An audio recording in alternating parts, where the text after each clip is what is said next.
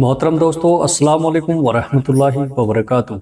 उम्मीद करता हूँ आप खैरियत से होंगे। अल्लाह आपको सलामत रखे, खुश रखे, आबाद रखे।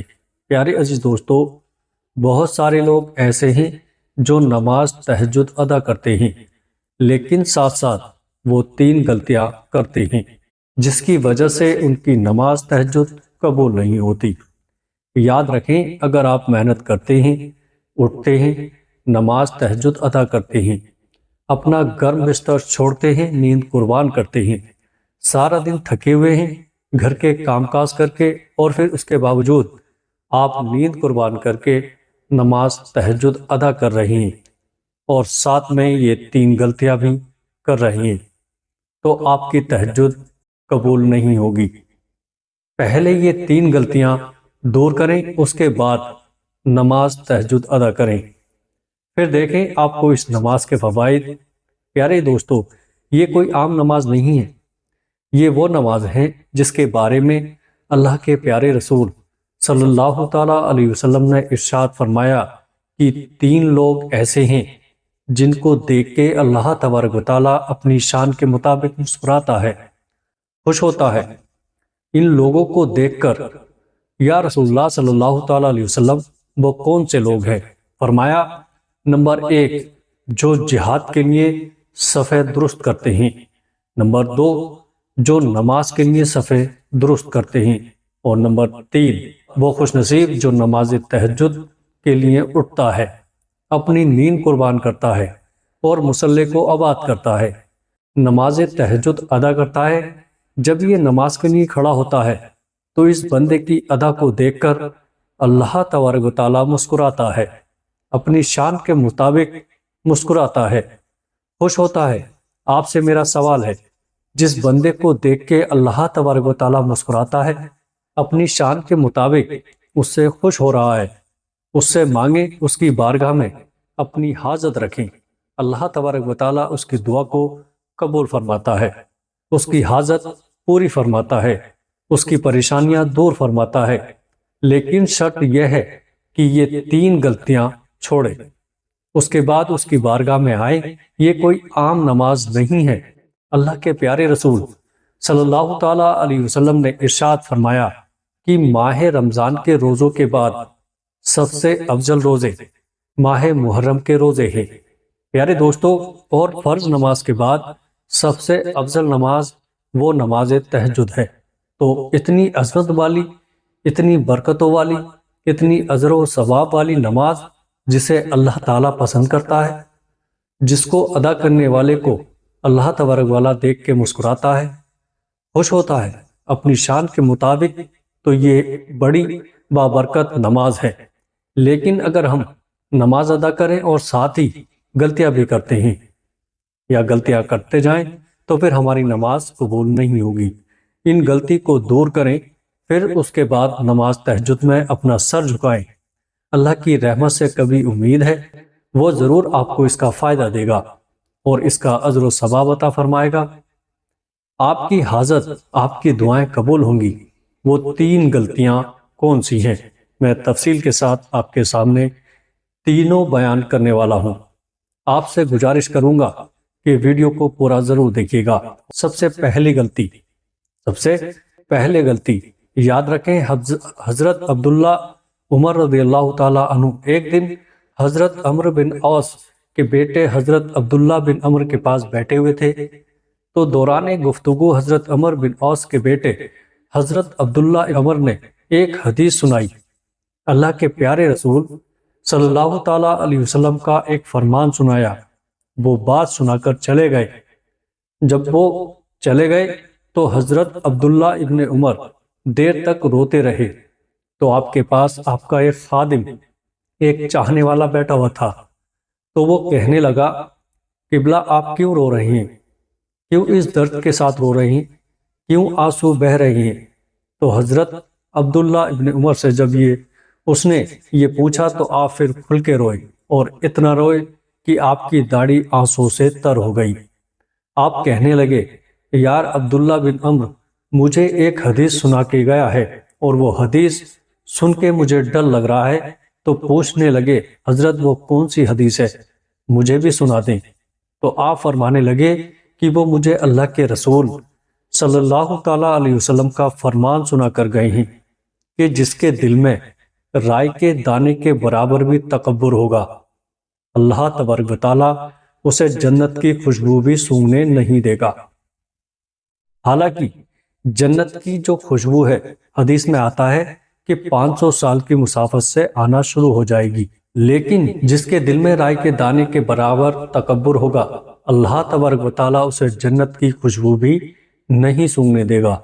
اے میرے پیارے دوستو، مجھے ڈر لگ رہا ہے، اے میرے پیارے دوست، مجھے ڈر لگ رہا ہے، مجھے اللہ سے خوف آ رہا ہے، میرا اللہ میری پکڑ نہ کر لے۔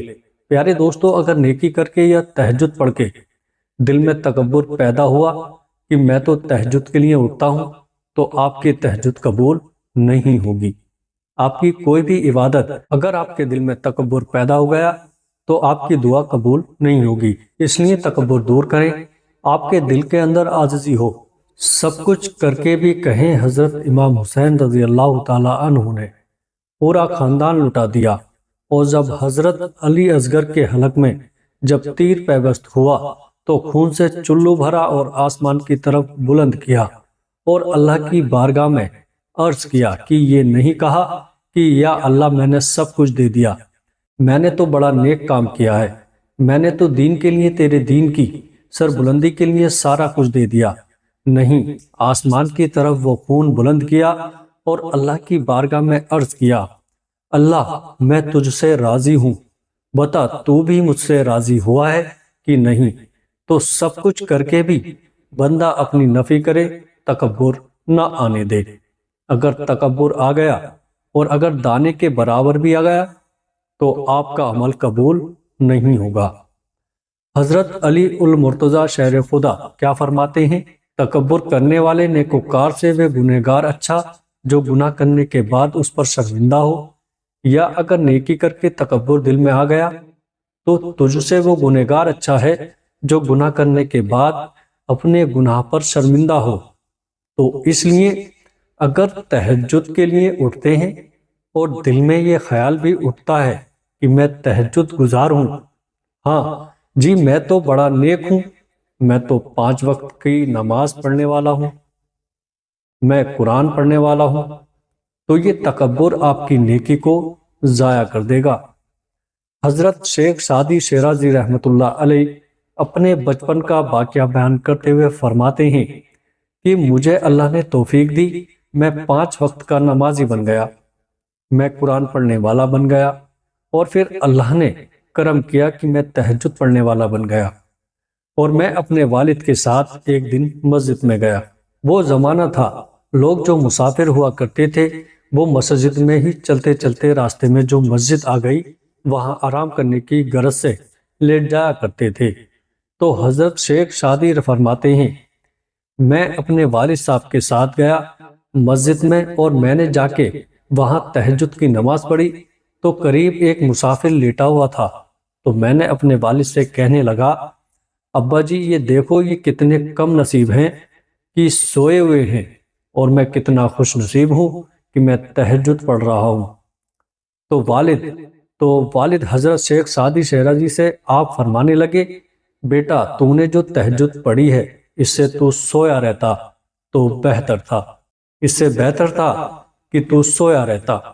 اگر تہجد پڑھ کے دل میں تکبر پیدا ہو جائے، دوسروں کو گناہگار سمجھنا شروع ہو جائے، دوسرے لوگ تجھے حقیر نظر آئیں، تو ایسی تہجد پڑھنے سے بہتر ہے بندہ سویا رہے۔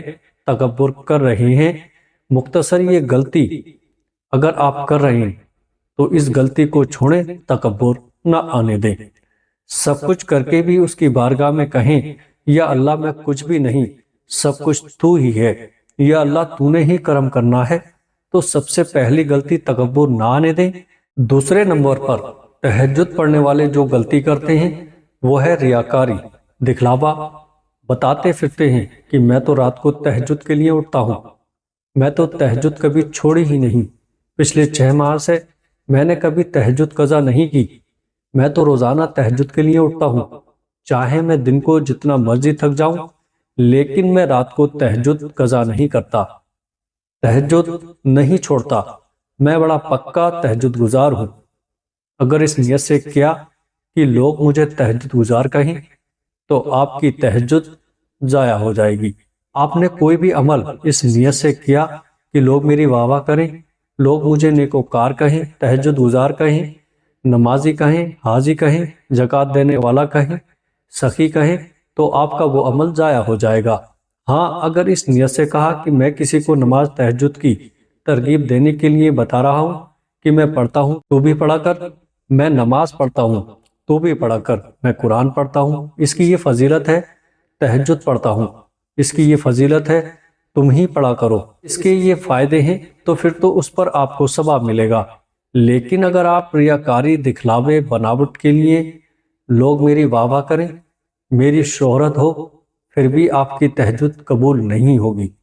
یاد رکھیں، انسان کی جو عبادت ہے نا، اس کا دار و مدار اس کی نیت پر ہے۔